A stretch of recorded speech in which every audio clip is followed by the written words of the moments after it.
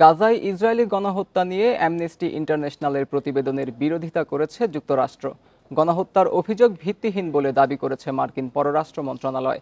এদিকে বেইত লাহিয়ায় 15 জন সহ গাজা জুড়ে ইসরায়েলি হামলায় একদিনে আরও 48 ফিলিস্তিনি নিহত হয়েছে, আহত 201 জন।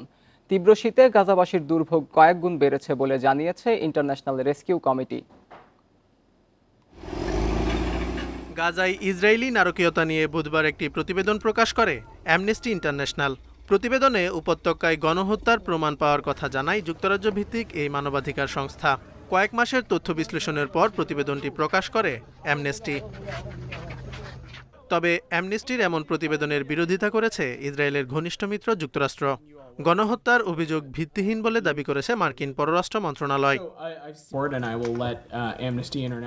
অ্যামনেস্টি ইন্টারন্যাশনালের প্রতিবেদনটি আমি দেখেছি, তবে আগেও এই ধরনের উপসংহারের সাথে আমরা একমত নই।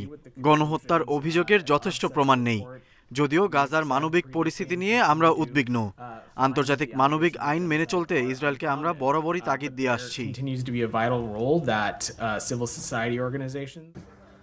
এদিকে বৃহস্পতিবার গাজার বেত লাহিয়ার আবাসিক এলাকা এবং জাবালিয়ার একটি স্কুলে বোমা হামলা চালিয়েছে ইসরায়েল।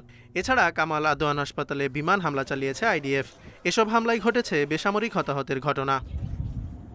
তীব্র শীতে গাজাবাসীর দুর্ভোগ কয়েক গুণ বেড়েছে বলে জানিয়েছে ইন্টারন্যাশনাল রেস্কিউ কমিটি আইআরসি।